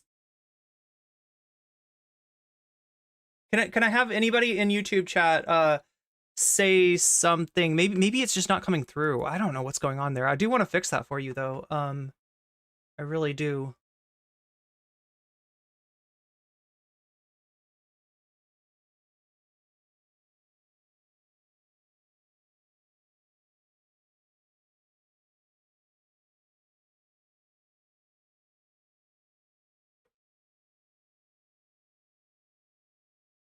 Innocent Palestinian children everywhere. I care about both of these things and have said I care about both of these things over and over again. It is you and the idiotic Were you gonna say fat? He wasn't trying to say fat, was he? Leftist, terrorist sympathizing people who do not care about the dead Israelis. They don't. So I'm a terrorist. And they've said it over and over again. Black Lives Matter has said it. The Harvard students have said it. The DSA in various locations have said it. The left endorses what Hamas did. They do. They endorse it. The Harvard newspaper said exactly what the editorial page of Israel's major newspaper said. I don't give a Brianna. Okay, well, that's clear. That's your opinion. But the Israeli voices in Israel who are getting killed because their fascist right-wing government decides to keep 2.3 million The Israelis are getting killed people. because a terrorist group targeted them. And they bear responsibility for what they did. Well, Robbie, if you think you know more than Israelis in Israel, then you can feel free to have your position. But the position of Israelis who are the ones that are being victimized by this terrorism is that the fact of stripping the rights of 2.3 million people in an apartheid state on their border are conditions Justify terrorist attacks on civilians in those towns. Do you think it justifies terrorist attacks? No. Well, I don't either, so why do you keep saying Well, that? I don't think the occupation is justified either. Okay. So why are you saying that I do? So, Robbie, I'm not saying that you do, but I have yet to hear you offer a solution for why the people that have been kept in an open-air prison for 17 years and who are being indiscriminately bombed right now, and their water shut off, and their heat shut off, and their food shut off, and the access to medical supplies shut off, and UN staff members being killed by Israeli rockets. What is the solution for that group of people? Okay, yeah, I got it confirmed. Yeah, I can see you typing in YouTube chat, and indeed, it is not coming through. I'm not entirely sure why.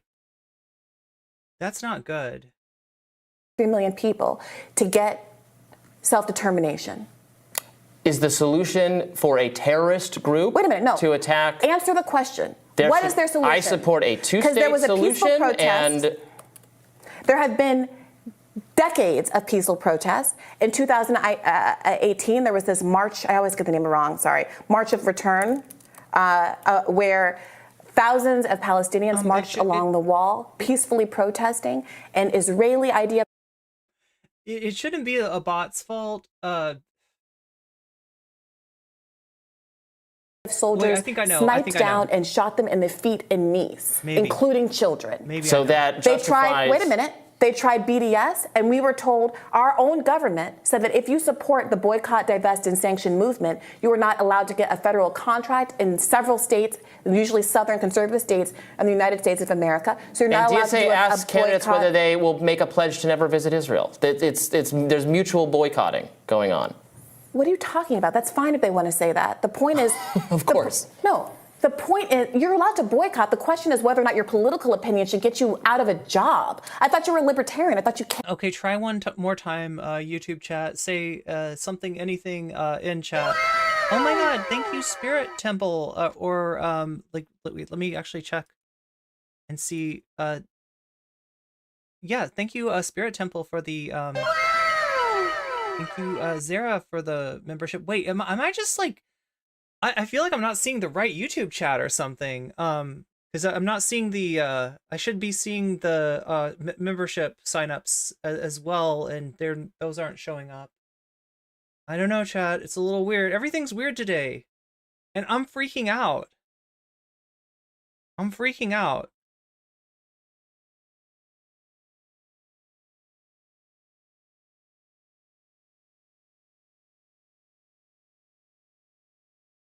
I feel like I have to say something. I also feel like I can't stand watching what's going on.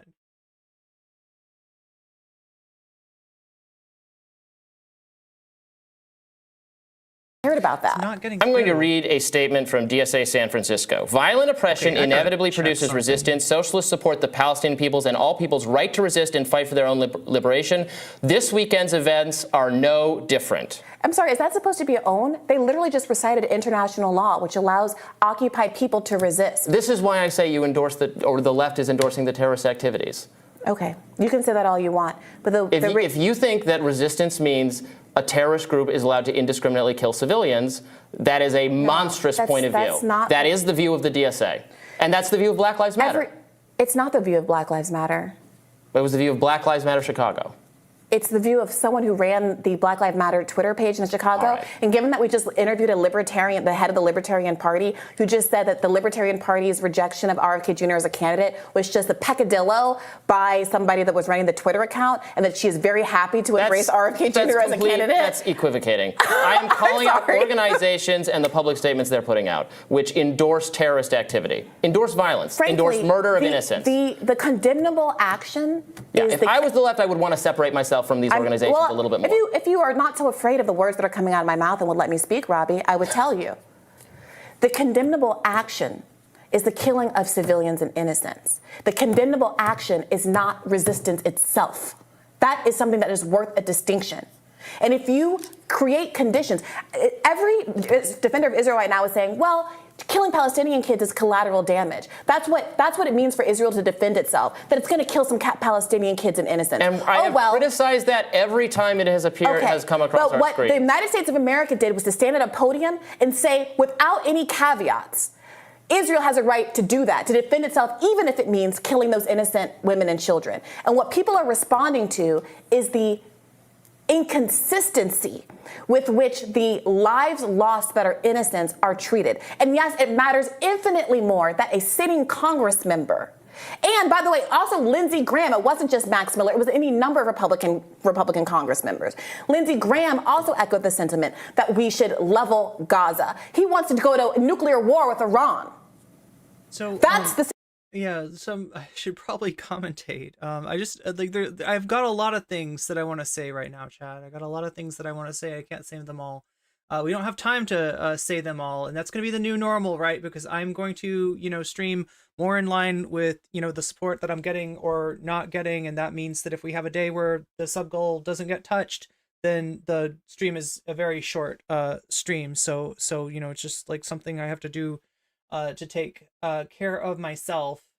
But Brianna is a very good debater, and part of debating is to not lose your cool when your opponent is losing their cool, and that's what happened.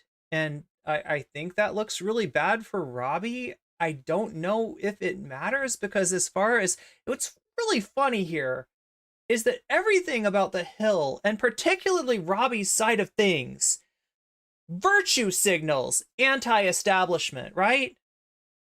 Virtue signals anti-establishment, but accusing people that have any level of concern for children in Gaza of being complicit with the worst atrocities committed by Hamas that's pretty fucking establishment. That's pretty fucking establishment right there. So yeah, there you go. There you go. You lost your cool. You showed your hand. Your mask slipped. We see what the fuck you are. You're not an anti-establishment dude. You are a conservative, literally virtue signaling on that shit. Like, what is it like conservative? Come on. Like, do we understand this? What is the establishment? What does conservative mean, right? That which wants to conserve what? That which, wants to conserve the status quo, right? So like, yeah, I'm not buying his shit. I never was, but it's just become more and more ridiculous situation we're in. And so you're sitting here criticizing. He's about to lose it again. Oh no. Yeah, like it looks like there is, like, show me. It's not showing me. Come on, show me that it was showing me before. Yes. Wait, no. Right there was the most replayed one. That was the one that Natalie set us up for. But apparently, is there another? No, there's not. So apparently, whoever runs the Black Lives Matter Chicago Twitter page, and I'm criticizing members of Congress who are openly Libertarian of Congress who are openly contemplating genocide against a population of 2.3 million people, half of which are children. I have criticized that over and over again. I will continue to do so. Lindsey Graham does not represent my views. I don't share any views with Lindsey Graham. His foreign policy is everything I think the Republican Party should pivot away from, and the Democratic Party, frankly, which is more bloodthirsty than the Republicans on this. You keep saying that you criticize this stuff, Robbie, but I do criticize. I don't hear a lot of criticism from you of the leftist groups endorsing terrorist attacks. I don't think the leftist group should endorse terrorist attacks. Well, they are endorsing Wait a minute. them.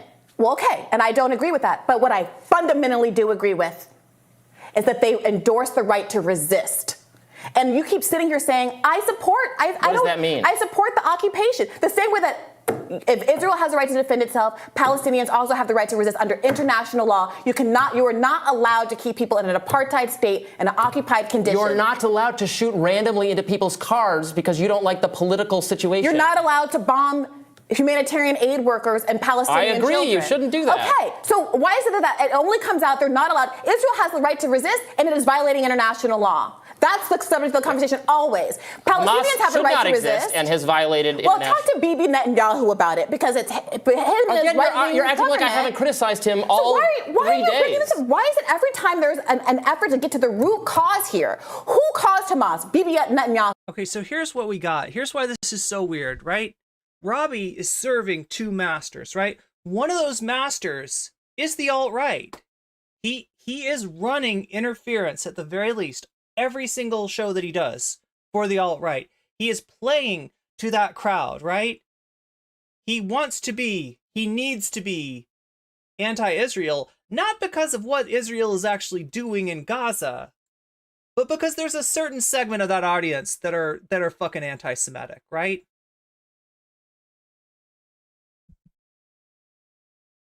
But at the same time, he's also got to, he can't resist saying that the libs endorse terrorism. So he's trying to do them both at the same time, and it just doesn't make sense, right? It just doesn't make sense. This is a moment. Who's killing these children? Who's keeping this occupation? Who is endorsing what Hamas is doing? The American left. That's who. That's insane, Rob. Well, it's true. It is insane, but it's true. That is I can see their statements. I can see that mustache on your face. Everyone knows it in a shadow, right? But it's there. Everyone Robbie, understands. The American left disappears, and suddenly Israel is a multiracial, multi-religious, halcyon fantasy land where Jews and Palestinians are walking arm in arm down the Gaza Strip. The American left is humiliating itself on this issue. It's so apparent to everyone. You want that to be true so hard. But what the reality is that finally the veil where everyone feels appalled to say the simple words, Palestine is an apartheid state. Israel is oppressing an occupied people. 2.3 million people, half of which are children, are being systematically starved and denied medical attention and denied clean water and violent resistance against innocent people is the correct response. Incredible freedom to finally be able to say those things. And in response, because Israel understands the incredible power of shifting its greatest allies in the public opinion. That's it. He's got to be able to criticize Israel, but at the same time, he's got to be able to criticize the way that the left criticizes Israel. So that's what's screwing everything up for him, right? That's what's making everything so awkward, right? Is that they got two different mandates and they're coming into conflict in this particular instance, in this particular event. There's no like rational way, and I literally just mean rational, like as in like a logically consistent way to criticize the left for its criticism of Israel, and at the same time be critical of Israel yourself. So you gotta make this straw man. You gotta create this straw man of the left, being like cheering on atrocities, cheering on children and babies being the victim of violence, right? This is away from unquestioning support. It is going out of... Nothing is sending people more supportive of Israel than what the left is doing right now. More supportive of military action, which is what Hamas wants. People are going out of their way to lie. And spread from the podium of the United States of America, the president they're so threatened by people being able to just speak to the obvious horror that the Palestinians have been living under for years, that they're now willing to lie and fabricate stories about Israeli kids in cages and what seems to be, and we'll see if any more reporting vets this out, a lie about 40 beheaded. How low and craven and gross do you have to be to make up a lie? How craven do you have to be to say they had it coming? coming, which is what these people are saying. You can keep putting words in people's mouth, but nobody believes that, Robbie. Well, you can see if I read the exact statement. Tell your own tale. The right to resist and fight for their own liberation. This weekend's events are no different. Yes. That is an endorsement under the banner of liberation, under the attacks that Hamas took this weekend. Your quibble was with international law and the fact that you seem to think that people should be living in prison conditions for the rest of their lives without ever doing I don't think violence against civilians will help to ameliorate the appalling conditions of the Palestinians. Neither do Nor do most of the Palestinians, I would presume. Neither do I. And that's if you refuse to acknowledge. Hamas thinks that, and the DSA thinks that. If you refuse to acknowledge the difference between resistance and attacks on civilians, that's interesting. I'm not the one who fails to make that distinction. The DSA, the left, is the one failing to make that distinction. I just made that distinction. You might not have heard it over the bluster, but I made that distinction. And the fundamental issue is that, of course, Palestine has the right to resist, and people have to work through what that looks like. It includes violent resistance. International law allows violent resistance. I don't think violent resistance will help liberate Palestine. It's a bad idea, and they shouldn't do it. Golly, Robbie, so much of what you want to hear is always in the second half of my statement, but you cut it off before I can say it. Your statements go on a long way sometimes. Okay, well, I'm sorry that I'm trying to inject nuance in a situation where you want to just sit here and echo what the mainstream media has to say about how terrorism is wrong. We all agree terrorism. This is the game that you're playing. If you're on the rising, you got to be against the mainstream media. You got to hit the mainstream media. This is one.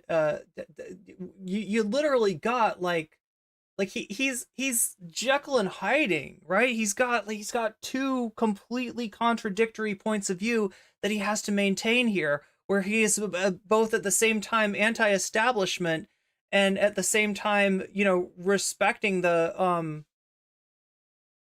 at the same time anti left, right? It's impossible in this situation. Is wrong and killing civilians is wrong. I happen to want to. I apologize for echoing the mainstream consensus that terrorism is bad. I'm sure our viewers will be appalled by that statement. No, it's very brave and big of you to do that. The courageous thing to do right now is to call out. You do in fact make it seem difficult. Our state-funded abuses of the Palestinian people. And while you say I agree with that, every time I bring it up, you never bring it up. I bring it up and you say, oh yeah, I agree. But that doesn't sound like advocacy to me. That's not fair whatsoever. I absolutely advocate it's non-intervention and peace on both fronts, on all fronts, as our Libertarian Party guest was saying. That's why I'm a member of that party. Doesn't matter what your personal views are of it. We should not have violence between countries. We should not endorse and fund it. We're united on that. And no one should enact violence against someone else, and then you shouldn't engage in retaliatory violence against other people for the violence that was perpetrated against you. I don't know why that's controversial. It's not controversial. What's controversial is why nobody wants to talk about what 2.3 million people sitting in open air prison for 17 years are supposed to do about that situation. All right, more rising right after this. No solutions? No thoughts? What? It's the same.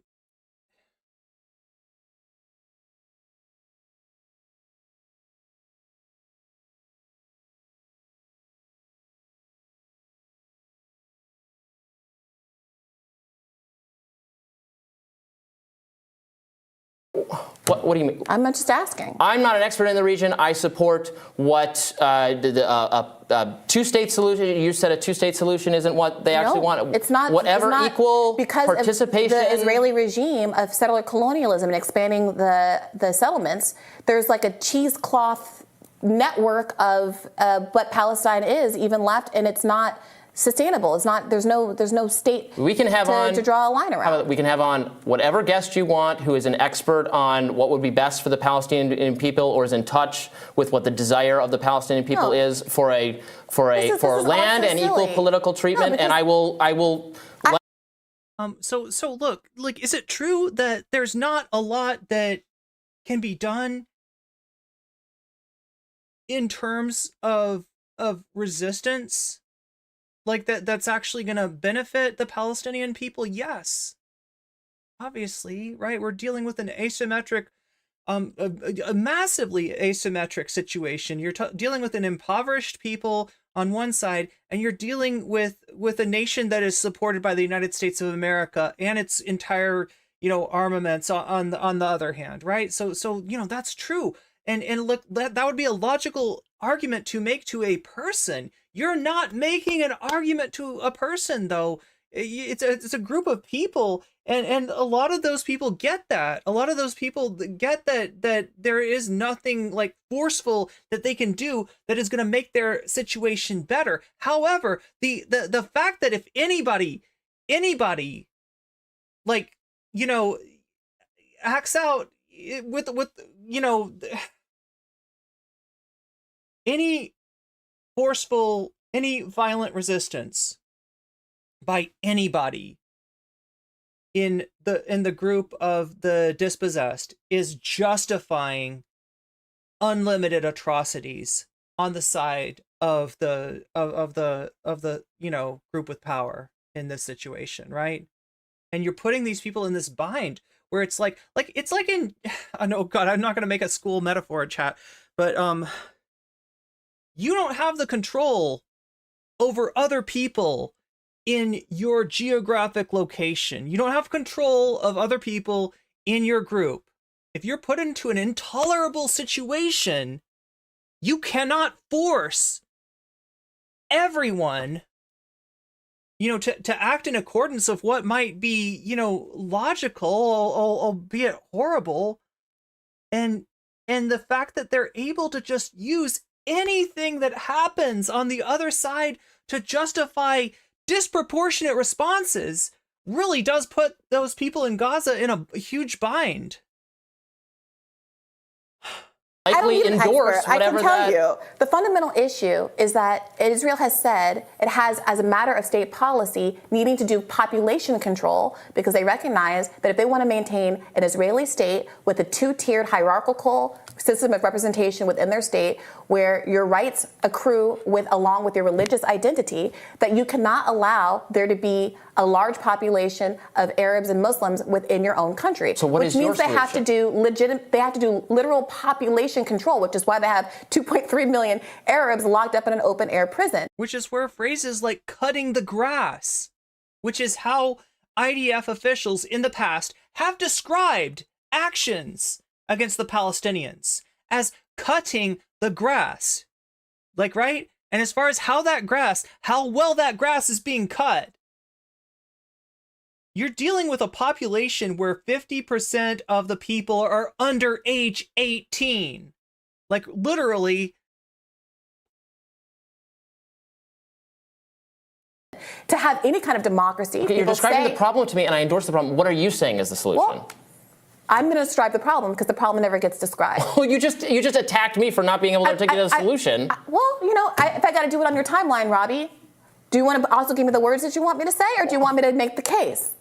The fundamental problem is that Israel, as it's currently self-defined, will not allow the kinds of democracy and freedom of movement in the terms that Palestinians want, because they don't want it to ever be the case that they are outnumbered demographically in an actual democracy within Israel. So the kind of solutions that would allow like a one-state solution are going to be rejected by Israel, who wants to maintain a status as a Jewish state. That is the fundamental crux of the issue, and so few of our conversations get to what it means to have a Jewish state, what it means to have a belief that you cannot be safe but for having a demographically rigged situation like that. And I understand obviously the historical conditions that make people feel that way. But I do think that last weekend's, and there was a great article in the New York Magazine about this. No, in the New Yorker about this. Thank you for the that resub, made Gabby. the case that the violence and the killing of civilians was horrible last weekend. But I think the reality that it shifted for many Israelis who are now arguing for real peace. Again, YouTube, I don't know what's going on. I know that Twitch did something, didn't they? I'm pretty sure that Twitch did something. This is weird. I don't understand. I really don't understand.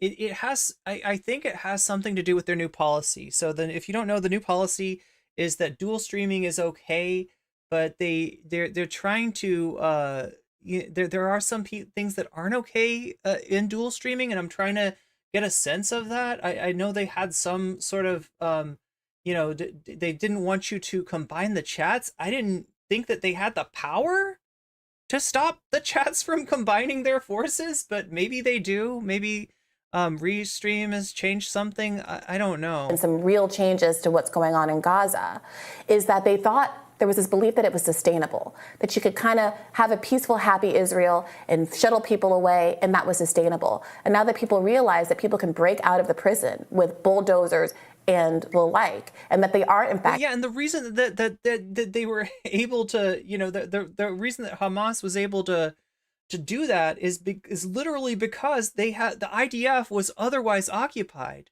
The IDF was occupied in the West Bank, assisting the colonial project that's going on there, right? So you got like these terms that are getting thrown around. The one-state solution, right, would be, okay, look, you've got Palestine. Muslim people have lived there for a long time in great numbers. Jewish people have been there also in slightly lesser numbers, going back, earlier than the 1940s, right?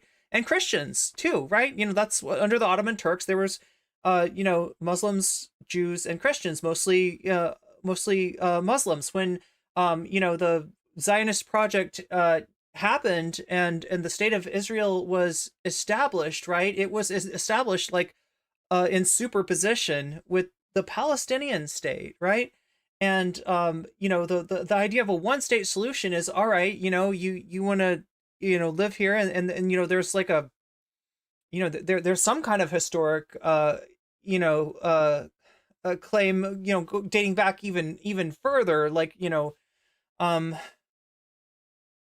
to prior to the Roman occupation and the Bar Kokhba revolts, right? But like it makes sense that and people in Palestine didn't have an issue with Jewish people living there as well. So what do you want to do? Do you want to make a state together and have everybody vote? No, we want a Jewish state. We want only Jewish Israelis voting. No Palestinian Arabs should be able to vote. Okay, so then you hypothesize this two-state solution. You have certain areas that are still considered Palestine, and you say that, well, okay, so even though these aren't contiguous states, this is going to be your state. This right here in the West Bank, and this right here in Gaza. In Gaza, there was resistance. There was, violent resistance, right? In the West Bank, another tack was taken, which was like live and let live. That live and let live is what allowed the West Bank to be carved up like Swiss cheese. That's why it looks like Norwegian fjords over there, right? That's why it's all, even the West Bank itself is no longer contiguous with itself. So that kind of shoots the idea of a two-state solution, right? If what you want is, a Jewish state and a Palestinian state, like, side by side, that kind of shoots that in the, that makes that impossible. And it makes it really obvious what is being done here. What the end game here is to push all the Palestinians off the land. And that's still what's happening. It's been quiet in YouTube chat in the past 10 minutes. Yeah, because they can't see themselves. I don't know what's going on here. And that they are able to be victimized in the way that people were victimized over the weekend, that they're being forced to the table into a real compromise that doesn't result in 2.3 million people being kept in an open-air prison for the rest of their lives. But you're just, look, I don't disagree with anything you're saying, but I don't know. Okay, ad break. There is no good segue from this, because what I'm watching, what I'm seeing, what I'm talking about is horrible. But we are coming up at the natural conclusion of the streams. The streams are going to be no longer than 2 hours. When we don't make the sub goal, and there's we're kind of in a position where there's been no action whatsoever. So this is maybe the end of the stream when the ads come up. If somebody wants to jump in and save us, and because I feel like there is some more there is some more stuff that I would want to talk about, but it looks like we're just not going to have time today. So, and that's how it's going to be going forward, right? I gotta be real, transparent with you in terms of my ability to bring you content is going to be directly and proportionately related to the shout that I the support that I'm getting, from chat. And I don't know, exactly what's going on, but it's gonna have to be like a hard and fast line. So yeah, we're gonna do another ad break here. Once again, this is the last chance to possibly extend the stream at this point. It's not even about, because they're kind of like will be no ad break. As soon as we go into ad, I'm gonna hit stop stream, and the stream is gonna be over. And I'm sorry I can't bring you anymore. I'm not used to doing 2-hour streams. I don't really like doing 2-hour streams, but realistically speaking, that's all I can give you right now. So thank you everybody for being here. Thank you for trying. I appreciate you all, especially people who support me on Twitch, on YouTube, and on Patreon. And with more support, I can bring you more stream. But I'm gonna have to have a boundary right here and cut it off at 2 hours if it's and realistically, like I talked about like ending the stream.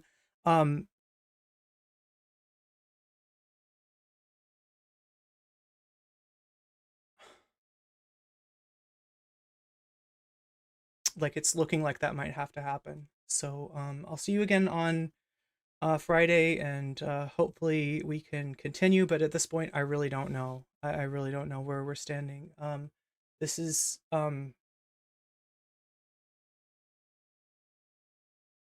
more than I can take emotionally, and I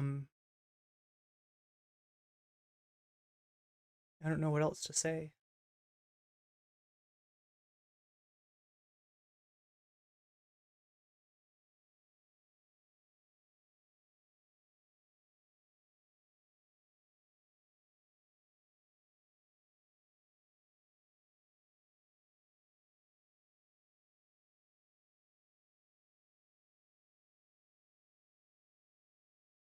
Like I said, I'm gonna have to do something different. I'm gonna have to change a lot of things, and